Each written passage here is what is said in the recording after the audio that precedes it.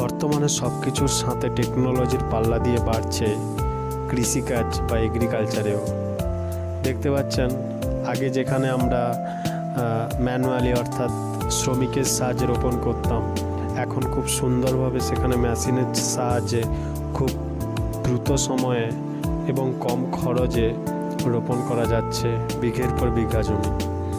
যেখানে 4 জন লোক একটি জমিতে রোপণ করতো, সেখানে একটি মেশিনে খুব কম সময়ে রোপণ করা যাচ্ছে।